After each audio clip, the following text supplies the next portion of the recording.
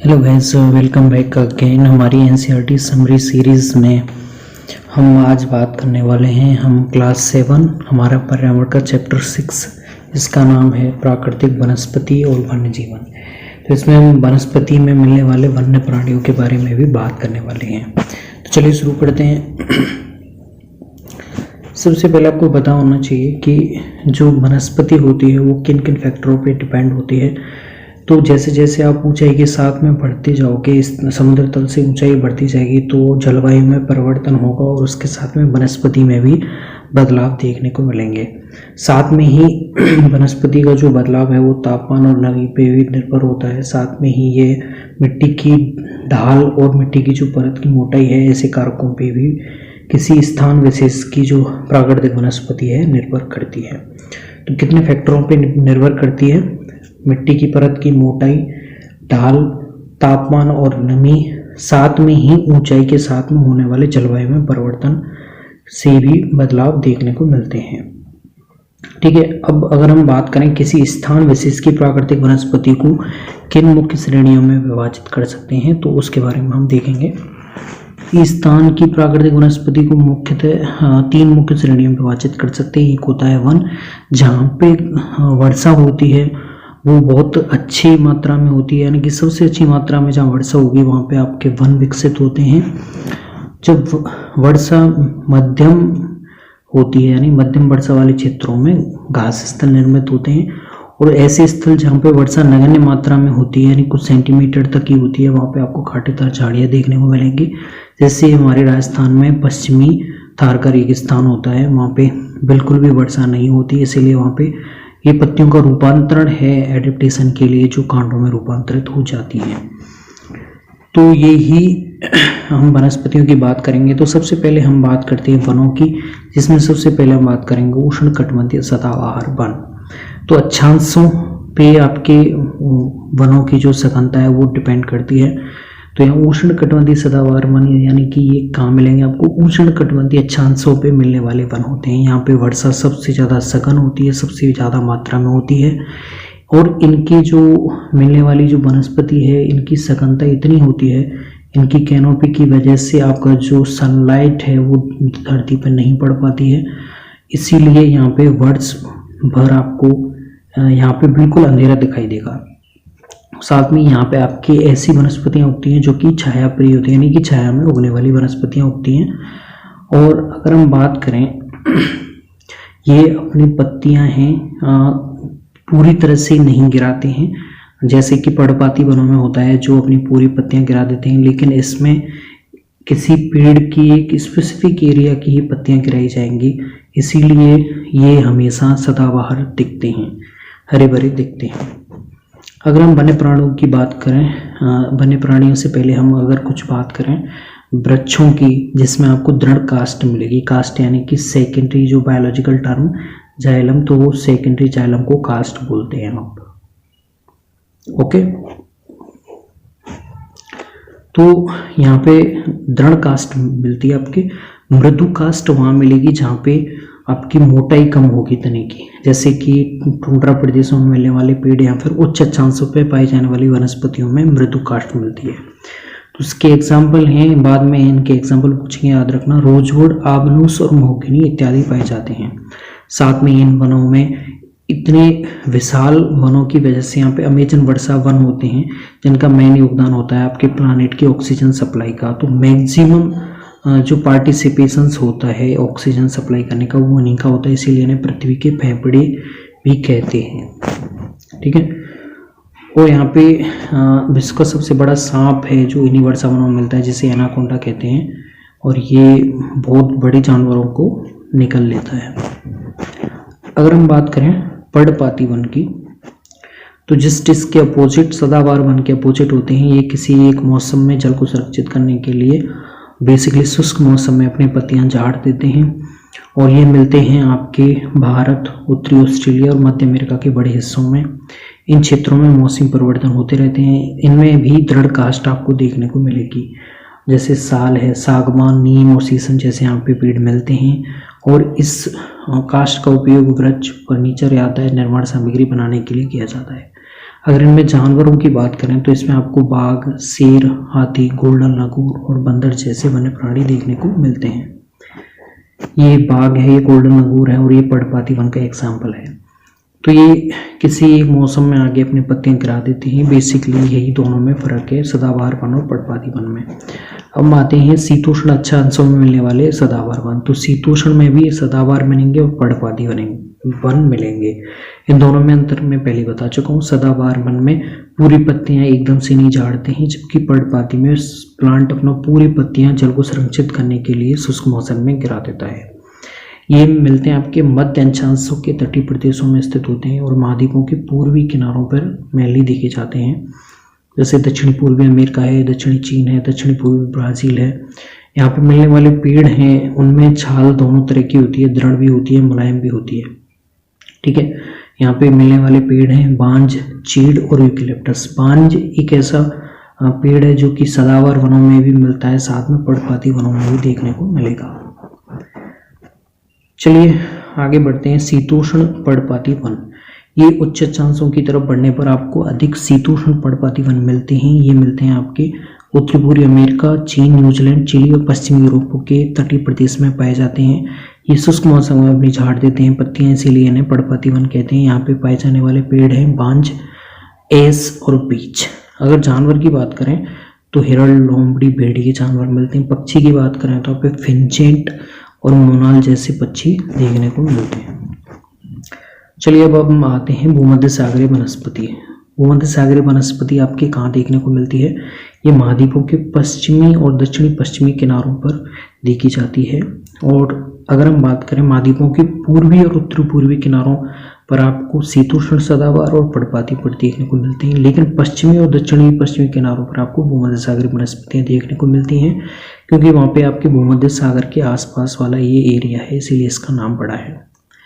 साथ में ये वनस्पतियां भूमध्य सागर के बाहरी प्रदेशों में भी मिलती हैं, जैसे संयुक्त राज्य अमेरिका के कैलिफोर्निया, दक्षिण पश्चिमी अफ्रीका, दक्षिणी पश्चिमी अमेरिका एवं दक्षिणी पश्चिमी ऑस्ट्रेलिया में भी पाए जाते हैं। अब इसकी बात करें भूमध्य सागर वनस्पति में सिट्रस वंश की जो कुछ स्पीसीज होती हैं, फल होते हैं, इसीलिए इसे विश्व का फलोद्यान भी कहते हैं। सबसे ज़्यादा फल इसी अक्षांश रेखा में मिलते हैं। साथ में यहाँ पे जो मिलने वाली वनस्पति होती है उनकी छाल मोटी होती है और पत्तियां वाष्पोत्सर्जन का रोकने का काम करती हैं। ये एक तरह का उनका एडेप्टेशन है। चलिए आगे बढ़ते हैं। इन प्रदेशों में शुष्क ग्रीष्म होती है, मृदु वर्षा वाली यहाँ शीत ऋतु देखने को मिलती हैं। सिट्रस वंश के फल पैदा किए जाते हैं, इसीलिए लोगों ने अपनी इच्छानुसार कृषि करने के लिए यहाँ की प्राकृतिक वनस्पति को हटा दिया है। ठीक है, अब हम आते हैं शंकुधारी वन। तो ये उच्च अक्षांशों पे 50 डिग्री से 70 डिग्री यानी कि ये उत्तरी ध्रुव और दक्षिण ध्रुव के आसपास आपको देखने को मिलेंगे। इन्हें टैगा कहते हैं, जो कि शुद्ध रूसी भाषा में टैगा का अर्थ होता है शुद्ध या अनछुआ। तो ये बहुत ही लंबे नरम काष्ठ वाले सदाबहार वृक्ष होते हैं। इन वृक्षों की काष्ठ का उपयोग लुगदी बनाने के लिए किया जाता है, जो सामान्य तथा अखबारी कागज बनाने में काम आती है। इसका उपयोग माचिस और पैकिंग के लिए बक्से बनाने में किया जाता है। तो इसमें आपको शंकुधारी वनों यानी कि उच्च अक्षांशों पर मिलने वाली वनस्पतियों में आपकी काष्ठ कैसी मिलेगी? नरम मिलेगी। अगर हम बात करें कौन सी दो स्पीसीज प्लांट की देखने को मिलेंगी, तो चीड़ और देवदार देखने को मिलेंगे। जंतुओं की बात करें तो रजत, लोमड़ी है, मिंक है, ध्रुवीय भालू जैसे जानवर भी देखे जा सकते हैं। इन्हें शंकुधारी वन कहते हैं क्योंकि पत्तियां हैं शंकुकार आकार में होती हैं और उनका एडेप्टेशन होता है ताकि गिरने वाली बर्फ है वो इन्हें बिना क्षतिग्रस्त किए लगातार गिरती रहे। तो यहाँ पे देख सकते हो बिना हिम के शंकुधारी वन, और जब बर्फ गिरती है तो इस तरह से ये आपके हिम आच्छादित शंकुधारी वन होते हैं। घास स्थल की बात करें जहाँ पे वर्षा मध्यम मात्रा में होती है, तो वहाँ पे दो तरह के घास स्थल यहाँ पे देख सकते हैं, उष्ण कटिबंधीय और शीतोष्ण घास स्थल। उष्ण कटिबंधीय घास स्थल भूमध्य रेखा की किसी भी तरफ उग सकते हैं, दोनों तरफ से उष्ण कटिबंधीय क्षेत्रों तक फैले होते हैं। यहाँ वर्षा है निम्न से मध्यम वर्षा होती है। घास काफ़ी ऊंची होती है, 3 से 4 मीटर की ऊंचाई तक बढ़ जाती है। अफ्रीका का सवाना घास स्थल भी उष्ण कटिबंधीय घास स्थल में आता है। यहाँ पे जो मिलने वाले घास स्थल में जो प्राणी हैं, हाथी, जेबरा, जिराफ, हिरण, तेंदुआ जैसे जानवर पाए जाते हैं।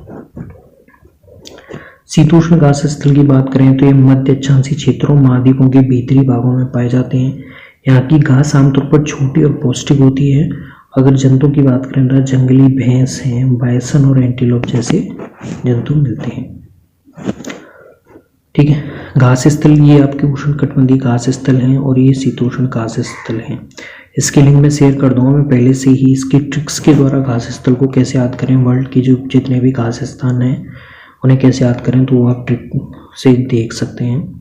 कटीली झाड़ियाँ ऐसे स्थान पे उगती हैं जहाँ पे वर्षा नगण्य मात्रा में होती है, तो उनके एडेप्टेशन के लिए, जल को सुरक्षित करने के लिए प्लांट की पत्तियाँ कांटों में रूपांतरित हो जाती हैं, जो कि बड़े बड़े रेगिस्तानों में इस तरह की वनस्पतियाँ देखने को मिलती हैं। अगर आप ध्रुवीय प्रदेशों में जाएंगे तो वहाँ बहुत ही सीमित प्राकृतिक वनस्पति मिलती है। यहाँ पे लाइकेन, काई, छोटी झाड़ियाँ पाई जाती हैं। इसे टुंड्रा टाइप की वनस्पति कहते हैं। ये वनस्पतियाँ यूरोप, एशिया, उत्तरी अमेरिका के ध्रुवीय प्रदेशों में पाई जाती हैं। इनके जानवरों के शरीर पर मोटा फर और मोटी चमड़ी होती है जो उन्हें ठंडी जलवायु में सुरक्षित रखती है। यहाँ पे पाए जाने वाले कुछ जानवर हैं सील, वालरस, कस्तूरी बैल, ध्रुवीय उल्लू, ध्रुवीय भालू और बर्फीय लोमड़ी। ठीक है, अब ये देख सकते हैं, ये वालरस है, ध्रुवीय भालू और ये सील है। ये टुंड्रा प्रदेश में पाए जाने वाले आपके वन्य प्राणी हैं। तो बेसिकली मैंने यहाँ पे बताया आपको 3 टाइप से प्राकृतिक वनस्पति आप देख सकते हैं। वन जहाँ पे बहुत अच्छे सबसे अधिक मात्रा में वर्षा होती है, दूसरा घास स्थल जहाँ पे मध्यम टाइप की वर्षा होती है, और फिर होती है सबसे कटीली झाड़ियाँ जहाँ पे नगण्य मात्रा में वर्षा होती है। वनों में आपको याद रखना है सदाबहार वन और पर्णपाती वन में अंतर क्या होता है। सदाबहार वन में, पर्णपाती वन में अंतर। घास स्थल आपके 2 तरह के हैं, वही उष्णकटिबंधीय घास स्थल उष्णकटिबंधीय अक्षांशों पे, शीतोष्ण घास स्थल शीतोष्ण अक्षांशों पे। इन घास स्थलों को याद करने की ट्रिक मैंने बना रखी है, उसमें आप जाके देख सकते हैं। साथ में बात करें भूमध्य सागरीय वनस्पति की, जिसमें आपके फल सबसे ज़्यादा उगते हैं, इसीलिए उसे विश्व का फलों का उद्यान भी कहते हैं। सिट्रस वंश की स्पीसीज मिलती हैं वहाँ पे। ठीक है, चलिए इसके कुछ क्वेश्चन प्रैक्टिस करें जिससे आपको और याद हो जाएंगे। कुछ टर्म हम यहाँ पे भी कंफर्म कर लेंगे।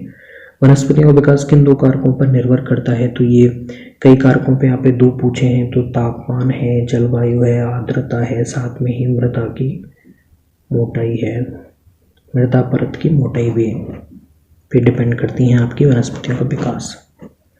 दूसरा क्वेश्चन है प्राकृतिक वनस्पतियों की 3 मुख्य श्रेणियां कौन सी हैं। वन, घास स्थल और कटीली झाड़ियां। ओके, तीसरा क्वेश्चन है उष्णकटिबंधीय सदाबहार वन के 2 दृढ़ काष्ठ वाले पेड़ों के नाम, तो ये इसका है महोगनी और हाबनूस। दृढ़ काष्ठ वाली पेड़ आपके उष्णकटिबंधीय सदाबहार और पर्णपाती वनों में देखने को मिलती हैं। किस भाग में उष्णकटिबंधीय पर्णपाती वन पाए जाते हैं, तो ये भारत, उत्तरी ऑस्ट्रेलिया और मध्य अमेरिका।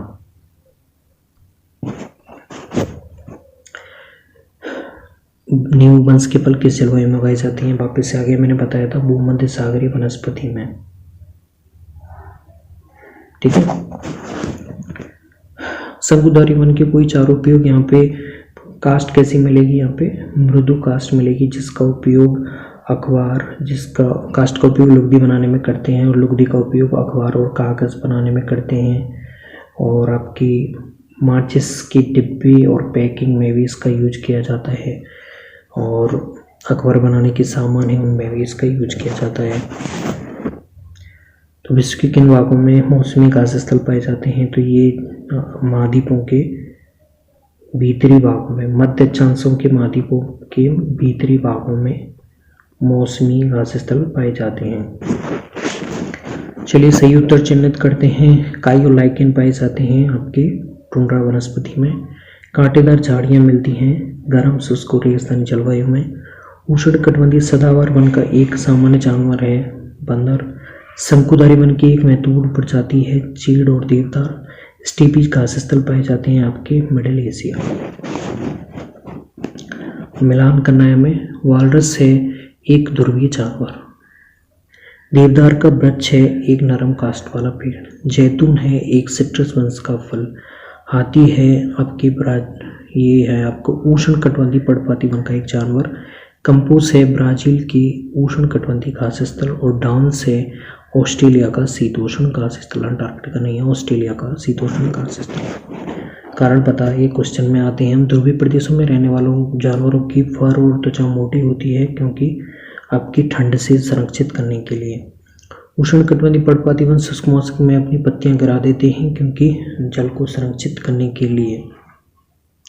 वनस्पतियों के प्रकार और सघनता एक स्थान से दूसरे स्थान पर बदलते रहते हैं क्योंकि एक स्थान से दूसरे स्थान पर जाने पर आपकी मृदा की मोटाई और साथ में तापमान, आर्द्रता जैसी कई चीज़ें भी परिवर्तित होती हैं। इसीलिए आपकी प्राकृतिक वनस्पति का बदलना भी स्वाभाविक होता है।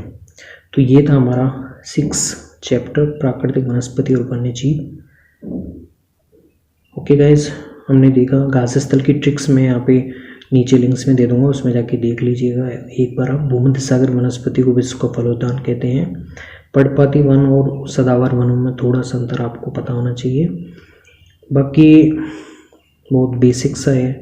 आपको काष्ठ मृदु कहाँ मिलेगी? उच्च अक्षांशों पर पाए जाने वाले वृक्षों में। और दृढ़ काष्ठ मिलेगी उष्ण कटिबंधीय अक्षांशों पर पाए जाने वाले वृक्षों में। वनस्पति की जो वृद्धि होती है फिर विकास को निर्भर करता है तापमान और नमी पे, ढाल पे, मिट्टी की परत की मोटाई पे, साथ में ऊंचाई में परिवर्तन होने के साथ जलवायु में परिवर्तन के साथ भी इस पे डिपेंड करती है। चलिए अगले चैप्टर में हम बात करेंगे चैप्टर 7